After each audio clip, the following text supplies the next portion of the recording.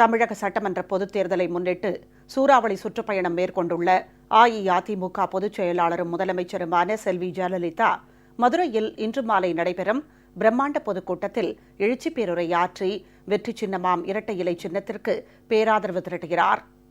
முதலமைச்சரை வரவேற்கவும் அவரது எழுச்சி உரையை கேட்கவும் பொதுமக்களும் கழக தொண்டர்களும் மிகுந்த ஆர்வத்துடன் உள்ளனர்.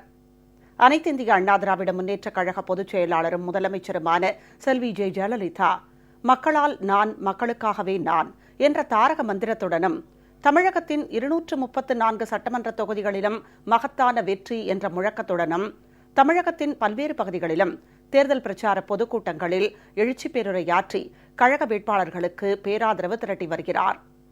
சென்னையில் கடந்த 9ஆம் தேதி தமது தேர்தல் பிரச்சார சுற்றுப்பயணத்தை தொடங்கிய முதலமைச்சர் செல்வி ஜெயலலிதா தொடர்ந்து விருதாச்சலம், தர்மபுரி, அருப்புக்கோட்டை, காஞ்சிபுரம், சேலம், திருச்சிராப்பள்ளி, புதுச்சேரி ஆகிய இடங்களில் நடைபெற்ற பிரம்மாண்ட பொதுக்கூட்டங்களில் லட்சோப லட்சம் கழக தொண்டர்கள் மற்றும் பொதுமக்களிடையே எழுச்சி உரையாற்றி வெற்றி சின்னமாம் இரட்டை இலை சின்னத்திற்கு பேராதரவு திரட்டினார். இதன் தொடர்ச்சியாக முதலமைச்சர் செல்வி ஜெயலலிதா மதுரையில் இன்று தீவிர தேர்தல் பிரச்சாரம் மேற்கொள்கிறார். மதுரை ரிங் ரோடில் உள்ள பாண்டிக்கோயில் அம்மா திடலில் மாலை 5 மணிக்கு நடைபெறும் பிரம்மாண்ட தேர்தல் பிரச்சார பொதுக்கூட்டத்தில் முதலமைச்சர் செல்வி ஜெயலலிதா எழுச்சி பேருரையாற்றுகிறார்.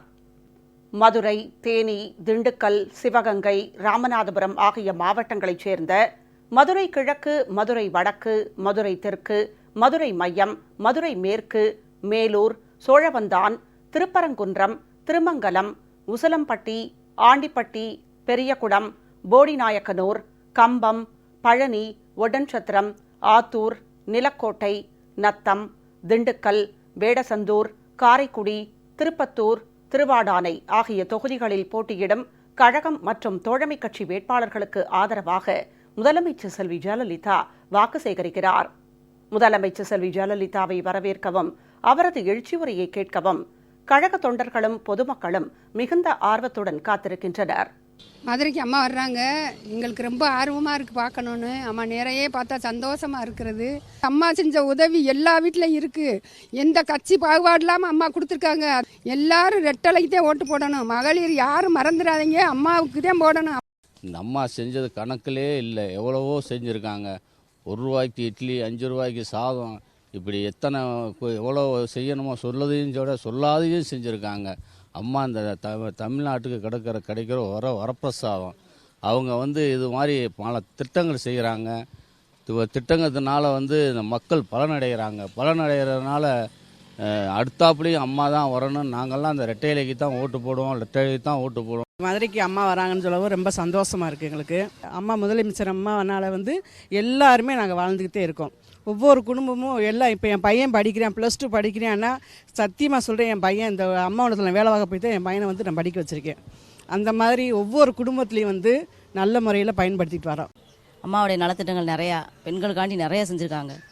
வீட்டில் கிராமத்தில் இருக்கவங்களுக்கு உதவித்தொகைகள் நிறையா கொடுத்துருக்காங்க. முதியோர் உதவித்தொகை கூட்டி கொடுத்துருக்காங்க.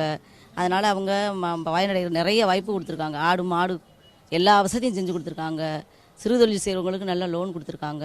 படிக்கிற பிள்ளைங்களுக்கு லேப்டாப் கொடுத்துருக்காங்க, சைக்கிள் கொடுத்துருக்காங்க. எல்லா உதவிகளும் செஞ்சுருக்காங்க. ரொம்ப சந்தோஷம். அம்மா வர்றது ரொம்ப ரொம்ப சந்தோஷம். அம்மா தான் ஜெயிக்கணும். அம்மா வரப்போகிறாங்க மதுரைக்கு. அவங்க வர்றது எங்களுக்கு ரொம்ப சந்தோஷமாக இருக்குது. அம்மா தான் முதலமைச்சராக வரணும். எங்களுக்கு எல்லா பேருக்கும் அதே பெண்கள் பூரா அதே எண்ணத்தில் அவங்களுக்கே ஓட்டு போடணும்னு நினச்சிக்கிட்டு இருக்கோம். அம்மா ரொம்ப உதவி பண்ணியிருக்காங்க. தாலிக்கு தங்கம் கொடுத்துருக்காங்க. 50,000 ரூபா படித்தவங்களுக்கு பூரா 50,000 ரூபா கொடுத்துருக்காங்க. எல்லா உதவியும் செஞ்சுருக்காங்க. அம்மா தான் முதலமைச்சராக வரணும்.